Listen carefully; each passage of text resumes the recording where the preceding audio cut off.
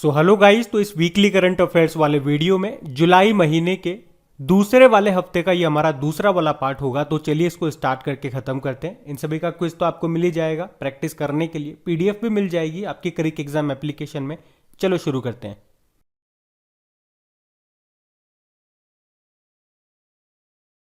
तो इस प्रश्न में आपसे पूछ रहे हैं, अभी ऑस्ट्रियन ग्रैंड प्री 2022 का खिताब किसने जीता? तो आंसर होगा चार्ल्स लेक्लर्क ने। चार्ल्स लेक्लर्क ये फेरारी के ड्राइवर हैं और अभी इन्होंने वर्ल्ड चैंपियन मैक्स वर्स्टपेन को हरा करके ऑस्ट्रियन ग्रैंड प्री 2022 का खिताब जीत लिया है। याद रखना, ये ऑस्ट्रेलियन नहीं है, ऑस्ट्रियन है। वैसे अगर आप ऑस्ट्रेलियन भी बोल दोगे तब भी इस साल का ऑस्ट्रेलियन वाला खिताब चार्ल्स लेक्लर्क ने ही जीता था। ध्यान रखना। ये बढ़ते हैं आगे।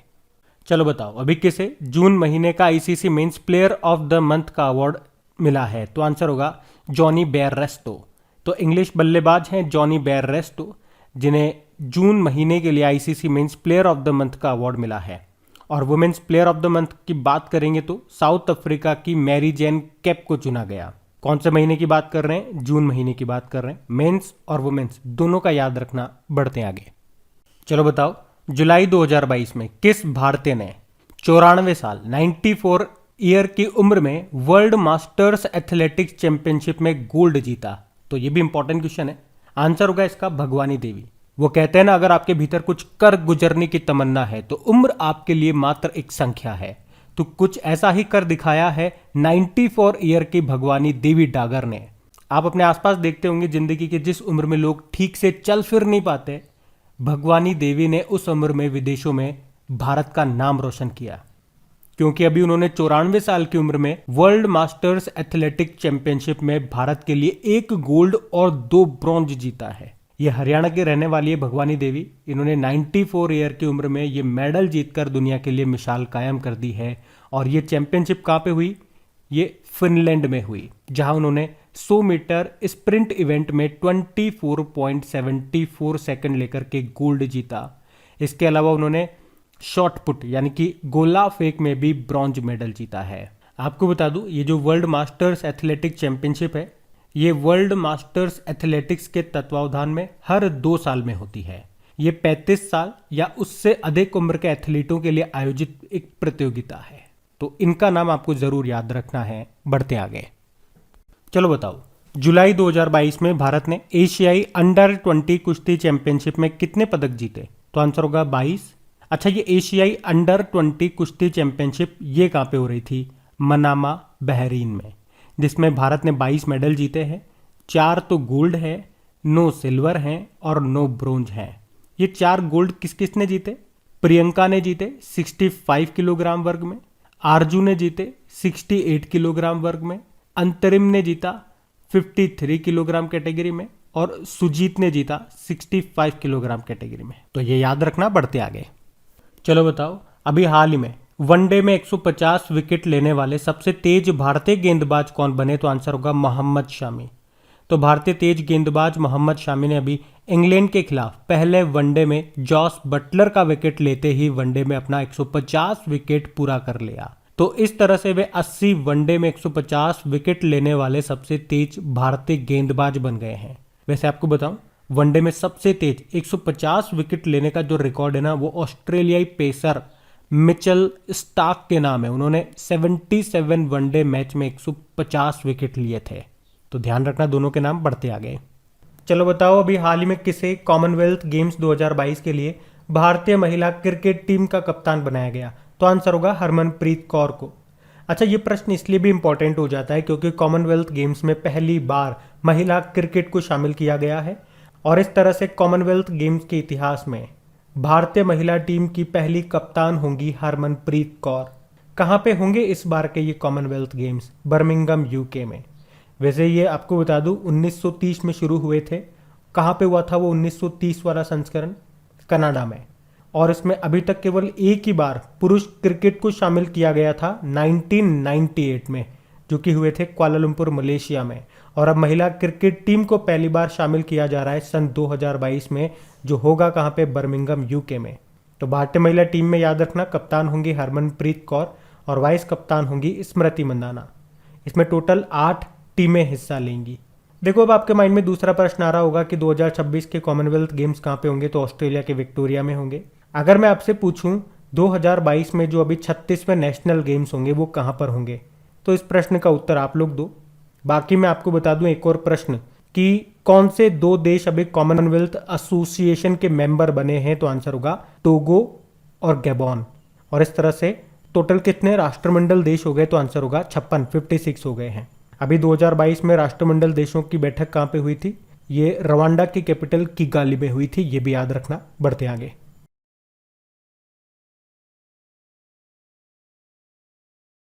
इस प्रश्न में आपसे पूछ रहे हैं विश्व जनसंख्या दिवस कब मनाया गया, तो आंसर होगा 11 जुलाई को।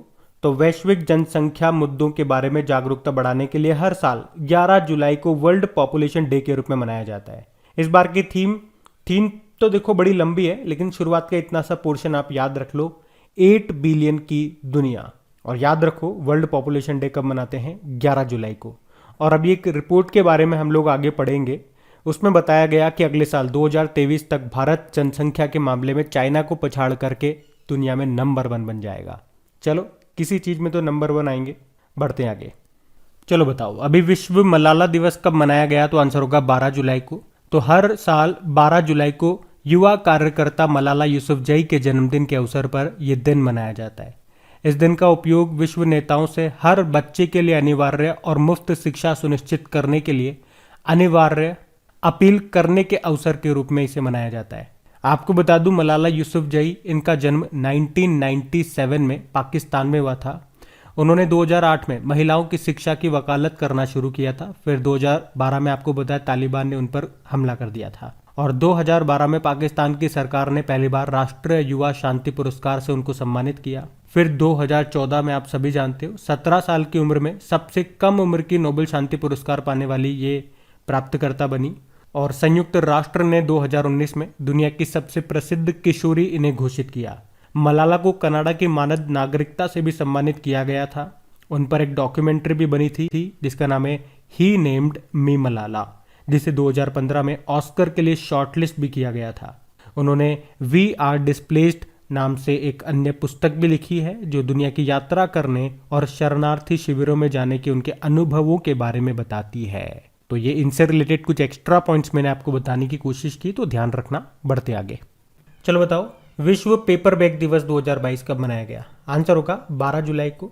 तो प्लास्टिक बैग की जगह पेपर बैग के उपयोग के महत्व के बारे में जागरूकता बढ़ाने के लिए हर साल 12 जुलाई को ये वर्ल्ड पेपर बैग डे के रूप में मनाया जाता है। और इसकी थीम क्या है, यदि आप शानदार हैं तो प्लास्टिक को काटने के लिए कुछ नाटकीय करें, पेपर बैग का उपयोग करें। आप जानते हो 1 जुलाई 2022 से भारत में सिंगल यूज प्लास्टिक पे बैन कर दिया गया है। आपको याद होगा अभी international plastic bag free day भी मनाया था हमने, बता सकते हो कब, 3 जुलाई को। चलो मुझे बताओ अभी किस राज्य ने मीनदम मंजपाई योजना शुरू की, तो आंसर होगा तमिलनाडु ने। जिसका उद्देश्य क्या है, प्लास्टिक की थैलियों की जगह कपड़े के थैलों के उपयोग को बढ़ावा देना। अभी डाबर ये पहले भारतीय plastic waste neutral FMCG company बनी थी। और किस राज्य सरकार ने single use plastic buy back योजना को शुरू किया, तो आंसर होगा हिमाचल प्रदेश। ध्यान रखना ये सब। बढ़ते आगे।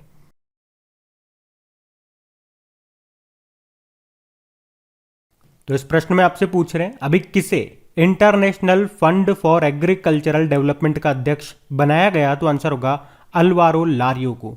तो international fund for agricultural development के नए प्रेसिडेंट होंगे स्पेन के अल्वारो लारियो।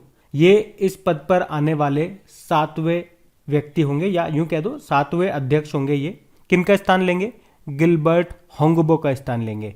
और इनका नाम तो आपने जरूर सुना होगा क्योंकि ये नाम इंपॉर्टेंट भी है। अभी इंटरनेशनल लेबर ऑर्गेनाइजेशन के अध्यक्ष बने थे और इस पद पर आने वाले ये पहले अफ्रीकी बने थे, गिलबर्ट होंगबो। वैसे international fund for agricultural development की बात करें तो इसका हेडक्वार्टर है रोम, इटली में। आप जानते हो अभी एसबीआई जनरल इंश्योरेंस के एमडी सीईओ कौन बने थे, पारितोष त्रिपाठी। और इंटेलिजेंसी ब्यूरो के नए डायरेक्टर बने थे तपन कुमार डेका। नीति आयोग के नए सीईओ कौन बने, परमेश्वरन अय्यर बने।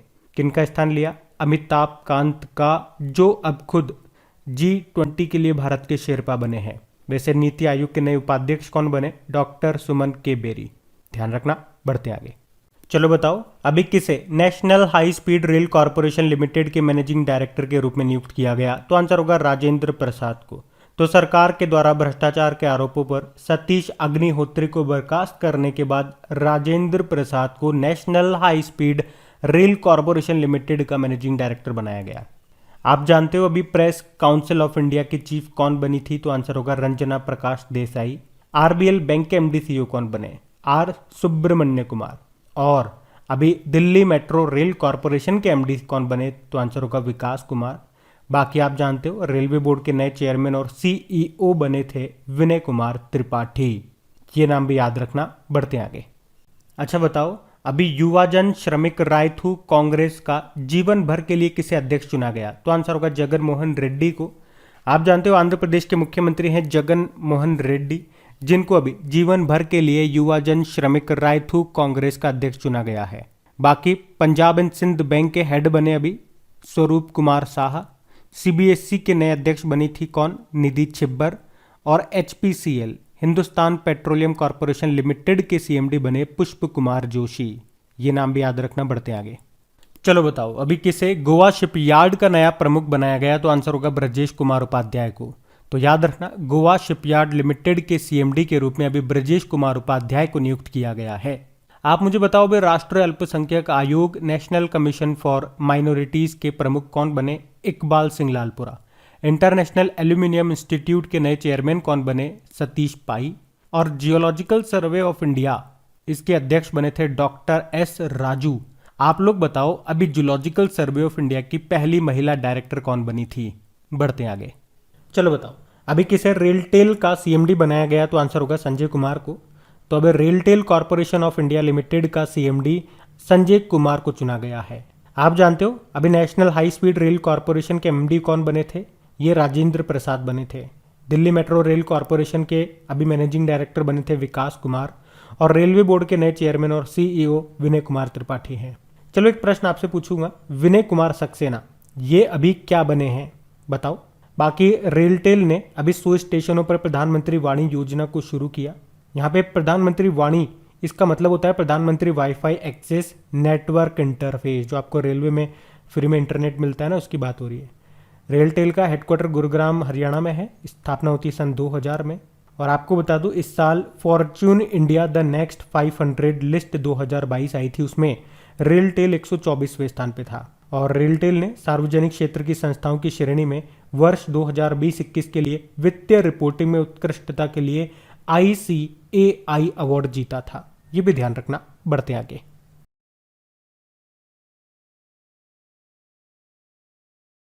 चलो बताओ, कौन सा एक्सप्रेसवे भारत में पहले एलिवेटेड अर्बन एक्सप्रेसवे के रूप में विकसित किया जा रहा है? तो आंसर होगा द्वारका एक्सप्रेसवे। तो द्वारका एक्सप्रेसवे, इसको भारत में पहले एलिवेटेड शहरी एक्सप्रेसवे के रूप में विकसित किया जा रहा है। यह एक्सप्रेसवे दिल्ली के द्वारका को हरियाणा के गुरुग्राम से जोड़ेगा। इसे कुल 29 किलोमीटर की लंबाई के साथ 9,000 करोड़ रुपए की लागत से तैयार किया जा रहा है। 29 किलोमीटर टोटल लंबाई है। हरियाणा में 19 किलोमीटर होगी और दिल्ली में 10 किलोमीटर होगी। मैंने आपको ये भी बताया। इसे नॉर्दर्न पेरिफेरल रोड के नाम से भी जाना जाता है, या आप इसे नेशनल हाईवे 248BB या द्वारका एक्सप्रेसवे सिंपल इसे कह सकते हैं। ये 2023 तक बनकर तैयार हो जाएगा। इतना आप याद रखो, लंबाई याद रखो 29 किलोमीटर, लागत है 9,000 करोड़ रुपए। किस किस नाम से आप जानते हो इसे ये याद रखो। कब तक बनके तैयार होगा? 2023 तक। चलो कुछ प्रश्न मैं आपको बताता हूँ, करंट अफेयर्स के, ये ध्यान रखना। जैसे कि अगर आपसे पूछे कि सार्वजनिक परिवहन में रोपवे का इस्तेमाल करने वाला भारत का पहला शहर कौन सा बना? तो आंसर होगा वाराणसी। भारत के किस नेशनल हाईवे पर देश की पहली लैंडिंग एयर स्ट्रिप का शुभारंभ किया गया था? तो आंसर होगा राजस्थान के बाड़मेर में, जो नेशनल हाईवे 925A है उस पर। और जो विमान था उसका नाम है हरकुलिस विमान। इसकी इमरजेंसी लैंडिंग कराई गई थी। बताओ अभी स्टील स्लैग बताओ अभी स्टील स्लैग मतलब कचरा, स्टील का जो कचरा है, उससे सड़क कहाँ पे बनी है? सूरत में। और आप जानते हो सूरत में बुलेट ट्रेन का पहला स्टेशन भी बन रहा है। भारत का सबसे लंबा नेशनल हाईवे कौन सा है? वैसे तो नेशनल हाईवे 7 है, इसका नाम बदल के अभी नेशनल हाईवे 44 कर दिया, जिसकी लंबाई कितनी है? 3745 किलोमीटर। आप जानते हो जो उत्तर प्रदेश है ये 13 एक्सप्रेसवे बनाने वाला पहला राज्य बना है। अभी 16 जुलाई की ही बात है, प्रधानमंत्री जी ने बुंदेलखंड एक्सप्रेसवे का वहां पे उद्घाटन किया था। वैसे इसके बारे में भी हम पर्टिकुलर एक प्रश्न पढ़ेंगे, वहां पे आप इसके बारे में जानना, जो भी इंपॉर्टेंट फैक्ट्स यहाँ से निकलते हैं। अभी हम बढ़ते हैं आगे। चलो बताओ, कौन सा railway station augmented reality screen से लैस होने वाला भारत का पहला रेलवे स्टेशन बन गया? तो आंसर होगा छत्रपति शिवाजी महाराज टर्मिनस। तो मुंबई में छत्रपति शिवाजी महाराज टर्मिनस ये ऑगमेंटेड रियलिटी स्क्रीन से लैस होने वाला भारत का पहला स्टेशन बन गया। मतलब इसमें आपके चारों तरफ एक स्क्रीन लगी होगी, उसमें वर्चुअल दुनिया आपके सामने होगी। आपको कभी लगेगा कि आप जंगल में हो, कभी बर्फबारी देखोगे और दुनिया में मतलब किसी भी स्थान में जा सकोगे वर्चुअली, नॉट रियली। आपको ऐसा लगेगा, ऐसा प्रतीत होगा। तो यह आप ध्यान रखना। बढ़ते आगे। चलो बताओ, भारत ने कहा सबसे लंबा डबल डेकर फ्लाईओवर बनाने का रिकॉर्ड बनाया? तो आंसर होगा नागपुर। तो national highways authority of India और महाराष्ट्र ने नागपुर में 3.14 किलोमीटर की लंबाई के साथ सबसे लंबे डबल डेकर मेट्रो पुल और डबल डेकर पुल पर 3 मेट्रो स्टेशन का एशिया बुक ऑफ रिकॉर्ड और इंडिया बुक ऑफ रिकॉर्ड में महाराष्ट्र मेट्रो का नाम दर्ज किया है। और इसकी लंबाई कितनी है? 3.14 किलोमीटर है। क्या पूछेंगे आपसे इस प्रश्न में? आप तो वो सुनो कि भारत ने अभी कहां पे सबसे लंबा डबल डेकर फ्लाईओवर बनाया है? तो आंसर होगा नागपुर में, जिसकी लंबाई कितनी है? 3.14 किलोमीटर। डबल डेकर मतलब समझ गए ना, जैसे कि डबल डेकर बस होती है, बस के ऊपर बस, उसी तरह से फ्लाईओवर के ऊपर फ्लाईओवर। नीचे तो जमीन पे रोड होता ही है, आप उस पर फ्लाईओवर बना देते हो, तो वहां पे भी आपकी गाड़ियां चलेंगी और उसके ऊपर भी एक फ्लाईओवर होगा, वहां पे आपकी क्या चलेंगी? मेट्रो वगैरह चलेगी। ऐसा है ये। तो ये भारत का सबसे लंबा डबल डेकर फ्लाईओवर है। कहां पे? नागपुर में। लंबाई जरूर याद रखना, 3.14 किलोमीटर है। बढ़ते आगे।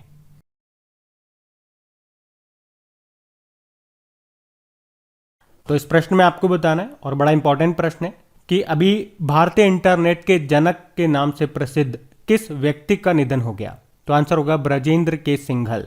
तो विदेश संचार निगम लिमिटेड के पूर्व अध्यक्ष थे ये ब्रजेंद्र के सिंघल। इनका अभी 82 वर्ष की उम्र में निधन हो गया।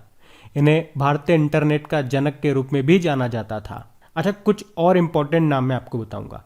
अगर आपसे पूछा जाए ना कि जैव विविधता का जनक किसे कहा जाता है? ईओ विल्सन को। यह हार्वर्ड यूनिवर्सिटी के पूर्व जीव विज्ञानी और पुलित्जर पुरस्कार विजेता भी थे, जिनके चींटियों और मानव व्यवहार के अध्ययन ने उन्हें दुनिया भर में सबसे प्रभावशाली वैज्ञानिकों में से एक बना दिया था। लेकिन अभी कुछ समय पहले इनका निधन हो गया। आप जानते हो डॉक्टर वी कृष्ण मूर्ति का नाम? भारतीय सार्वजनिक उपक्रमों का पिता, यानी कि इंडियन पीएसयूज के फादर इनको कहा जाता था, डॉक्टर वी कृष्ण मूर्ति को, जिनका भी निधन हो गया। वे भेल के, सेल के और मारुति उद्योग के अध्यक्ष रह चुके थे। और नरेंद्र सिंह कपानी की बात करेंगे तो फाइबर ऑप्टिक्स का जनक इन्हें कहा जाता था। इनका भी निधन हो चुका है। और कुछ और नाम मैं आपको बताऊंगा, जैसे चाइना के हाइब्रिड चावल का जनक किसे कहा जाता है? पिछले साल इनका निधन हुआ था। तो आंसर होगा युआन लोंग पिंग। और आप जानते हो भारतीय आईटी उद्योग का जनक किसे कहा जाता है? फकीर चंद कोहली को। ये टीसीएस के पहले सीईओ और संस्थापक भी थे। वैसे अभी माइक्रोसॉफ्ट ने अपने इंटरनेट एक्सप्लोरर को बंद कर दिया, ये भी थोड़ा सा ध्यान रखना। बढ़ते आगे। चलो बताओ, अंगोला के सबसे लंबे समय तक कार्यरत राष्ट्रपति का निधन हो गया, उनका नाम बताइए? जॉस एडुआर्डो डॉस सैंटोस, फुलटॉस मिंटोस। तो ये इनका नाम है, जॉस एडुआर्डो। तो अंगोला के ये सबसे लंबे समय तक कार्यरत राष्ट्रपति थे, जॉस एडुआर्डो डॉस सैंटोस, फुलटॉस मिंटोस, जो भी है। इनका भी 79 वर्ष की उम्र में निधन हो गया। ये 1979 से 2017 तक अंगोला के राष्ट्रपति रहे थे। उन्होंने अफ्रीका का सबसे लंबा गृह युद्ध लड़ा और अफ्रीका को एक प्रमुख तेल उत्पादक बना दिया था। अंगोला ये एक दक्षिण अफ्रीकी राष्ट्र है, जिसकी कैपिटल होती है लुआंडा। करेंसी है अंगोलन क्वाजा। अच्छा, आप जानते हो अभी ओपेक के महासचिव का भी निधन हो गया। उनका नाम था मोहम्मद बर्किंडो। ओपेक का हेडक्वार्टर वियना ऑस्ट्रिया में है। अभी यूक्रेन के पहले राष्ट्रपति का भी निधन हो गया। उनका नाम था लियोनिद क्राउचुक। और यूजीन पार्कर ये वैज्ञानिक थे। इन्होंने सोलर विंड यानी कि सौर ऊर्जा के अस्तित्व का सिद्धांत दिया था। इनका भी अभी निधन हो गया, याद रखना नाम। बढ़ते आगे।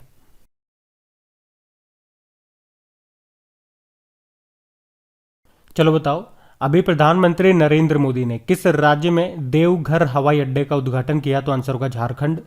तो अभी मोदी जी ने झारखंड में देवघर हवाई अड्डे का उद्घाटन किया है। इसका निर्माण 401 करोड़ रुपए की लागत से किया गया। इसके अलावा उन्होंने पर्यटन मंत्रालय की प्रसाद योजना के तहत पुनर्निर्मित बाबा बैद्यनाथ जी मंदिर क्षेत्र का भी उद्घाटन किया और 16,000 करोड़ रुपए से अधिक की 12 विकास परियोजनाओं की भी आधारशिला रखी। लेकिन इस हवाई अड्डे का नाम याद रखना, आपसे प्रश्न ऐसे नहीं पूछेगा, ऐसे पूछ लेगा अगर स्टैटिक यहां से बन सकता है। देखो कि देवघर हवाई अड्डा ये कहां पर है जिसका भी उद्घाटन किया गया। तो आंसर होगा झारखंड में।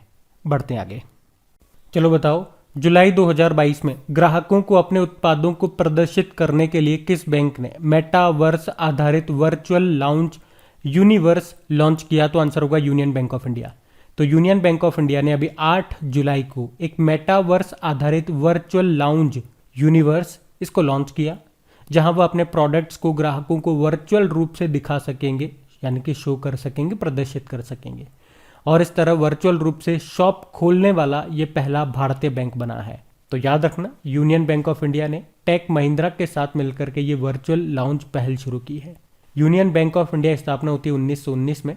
मुंबई में हेडक्वार्टर है और इसके संस्थापक सेठ सीताराम पोद्दार हैं और वर्तमान में सीईओ, पहली महिला सीईओ बनी थी अभी, नाम है ए मणिमेखलाई। तो इनका नाम याद रखना। बढ़ते आगे, चलो बताओ अभी किसने नए संसद भवन की छत पर बने राष्ट्र प्रतीक का अनावरण किया? तो आंसर होगा नरेंद्र मोदी। तो अभी प्रधानमंत्री जी ने नए संसद भवन की छत पर बने राष्ट्र प्रतीक चिन्ह का अनावरण किया। इसे नए संसद भवन के केंद्रीय कक्ष की छत पर बनवाया गया। इस राष्ट्र प्रतीक का वजन 9,500 किलोग्राम का है। ये ब्रोंज से बना है और इसकी लंबाई है 6.5 मीटर की। और बताओ ये नया संसद भवन ये कौन बना रहा है? टाटा प्रोजेक्ट। हमारे 4 शेर वाले अशोक चिन्ह की बात करें तो इसे अशोक स्तंभ से लिया गया है, जिसे अशोक ने 280 ईसा पूर्व बनाया था। ये स्तंभ बात करें वर्तमान में वाराणसी में सारनाथ संग्रहालय में रखा गया है। और इसे कब अपनाया गया ये पूछेंगे तो 26 जनवरी 1950 को। याद रखना। बढ़ते आगे, चलो बताओ जुलाई 2022 में चाइना और किस देश के बीच सी गार्जन अभ्यास शुरू हुआ? तो आंसर होगा पाकिस्तान। तो अभी जुलाई के महीने में चाइना और पाकिस्तान के बीच में सी गार्जियन 2 नाम से एक एक्सरसाइज का आयोजन किया गया।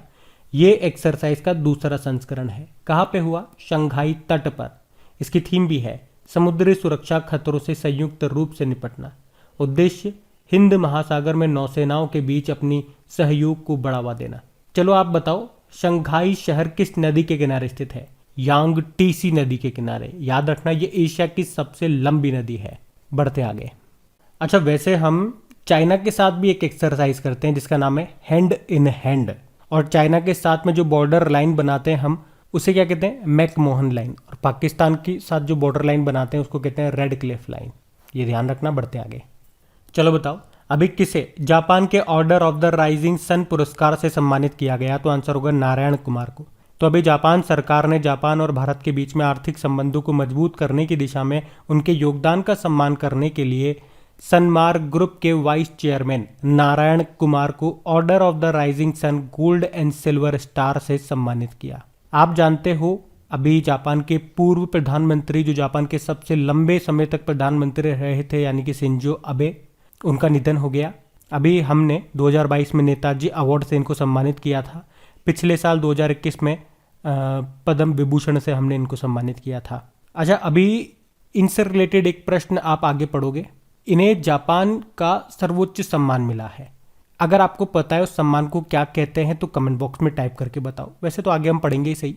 आप जानते हो अभी चारुदत्त मिश्रा का नाम आपने पढ़ा होगा। व्हीटली गोल्ड अवार्ड मिला था हिम तेंदुए के संरक्षण के लिए। विजय अमृतराज की बात करेंगे, गोल्डन अचीवमेंट अवार्ड 2021 मिला था। और पीवी दोषी, बालकृष्ण विट्ठल दोषी भारतीय वास्तुकार है और अभी इन्हीं को रॉयल गोल्ड मेडल 2022 से सम्मानित किया गया था। ध्यान रखना ये सारे नाम इंपॉर्टेंट है। बढ़ते आगे, चलो बताओ PIMS 1 अक्टूबर 2022 से लागू होगा। PIMS में P का मतलब क्या है? तो आंसर होगा पेपर। PIMS की पूरी फॉर्म देख लो आप, पेपर इंपोर्ट मॉनिटरिंग सिस्टम। इसका मतलब ये हो गया, देखो कागज के जो कुछ विशेष प्रोडक्ट्स थे उनका जो आयात है वो अब तक मुफ्त में हो रहा था। आयात मतलब इंपोर्ट, अब भी मुफ्त में ही होगा, पर अब उनके आयात के समय उनका रजिस्ट्रेशन अनिवार्य कर दिया गया। पर इसमें भी कुछ इंपॉर्टेंट पेपर्स हो गए, जैसे कि करेंसी पेपर हो गए, बैंक बॉन्ड हो गए, चेक पेपर हो गए, सिक्योरिटी प्रिंटिंग पेपर हो गए, इन सबको इससे बाहर रखा गया है और ये लागू होगा 1 अक्टूबर 2022 से। PIMS की फुल फॉर्म याद रखना, पेपर इंपोर्ट मॉनिटरिंग सिस्टम। बढ़ते आगे, चलो बताओ अभी हाल ही में जो भारत है ये इंटरपोल के बाल यौन शोषण डेटाबेस में शामिल होने वाला कौन सा देश बन गया? तो आंसर होगा 68 नंबर का। तो भारत इंटरपोल के अंतर्राष्ट्रीय बाल यौन शोषण डेटाबेस में शामिल हो गया है, जो इसे ऑडियो विजुअल डेटा का उपयोग करके पीड़ितों, दुर्व्यवहार करने वालों और अपराध के दृश्यों के बीच संबंध बनाने की अनुमति देगा। तो इंटरपोल के अनुसार CBI, जो इंटरपोल के मामलों के लिए भारत की नोडल एजेंसी है, अभी ये डेटाबेस में शामिल हो गई है, जिससे भारत इससे जुड़ने वाला 68 नंबर का देश बन गया है। देखो, इंटरपोल की स्थापना होती है 1923 में, हेडक्वार्टर इसका लियोन फ्रांस में है, इसके अध्यक्ष हैं अहमद नासर अल रईसी। ध्यान रखना। बढ़ते आगे, चलो बताओ वर्ल्ड पॉपुलेशन प्रोस्पेक्ट 2022 रिपोर्ट के अनुसार भारत किस वर्ष में दुनिया के सबसे अधिक आबादी वाले देश के रूप में चीन से आगे निकलने का अनुमान है? तो आंसर होगा 2023। तो ये वर्ल्ड पॉपुलेशन प्रोस्पेक्ट 2023 रिपोर्ट है जिसे यूनाइटेड नेशन ने जारी किया है। अभी वर्ल्ड पॉपुलेशन डे मनाया था 11 जुलाई को, उसी वक्त इस रिपोर्ट का ये 27वां संस्करण है और इसमें क्या कहा गया कि नवंबर 2022 में पूरे विश्व की जो पॉपुलेशन है 8 बिलियन हो जाएगी और 2023 में इंडिया जो है ये चाइना को पछाड़कर पहले स्थान पे आ जाएगा जनसंख्या के मामले में। आप जानते हो 2023 को हम बाजरे का अंतर्राष्ट्रीय वर्ष के रूप में मना रहे हैं। 2023 को हॉकी वर्ल्ड कप का आयोजन होगा उड़ीसा में और 2023 में G20 की अध्यक्षता करेगा भारत। देश के शेरपा कौन बनाए गए? अमिताभ कांत, नीति आयोग के पूर्व CEO। अच्छा, आप बताओ नीति आयोग के भी नए CEO कौन बन गए और नए उपाध्यक्ष कौन बन गए? ये 2 प्रश्न मैं आपसे पूछ रहा हूँ इस प्रश्न में। वैसे भारत में न्यूनतम जनसंख्या किस राज्य की है? तो सिक्किम की है। मैक्सिमम तो आप बता ही दोगे उत्तर प्रदेश की है। और गाइस, सेशन अच्छा लगे तो प्लीज़ लाइक करके शेयर ज़रूर कर देना अगर आपने अभी तक नहीं किया, और कर दिया तो आपका बहुत बहुत शुक्रिया। आपके लिए, आपकी प्रैक्टिस के लिए इसका क्विज बना करके अपलोड कर दिया गया आपके क्रेक एग्जाम एप्लीकेशन पे, वहीं पे PDF भी आपको मिल जाएगा। अच्छे से प्रैक्टिस कीजिए और अपना स्कोर चेक करते रहिए। जब भी आप बार बार इसे प्रैक्टिस करेंगे तो आप नोटिस करना कि पहले के मुकाबले में आपका स्कोर बेहतर होना चाहिए। अगर ऐसा होता है इसका मतलब आप इंप्रूवमेंट कर रहे हैं, पॉजिटिव डायरेक्शन में मूव कर रहे हैं। Thank you.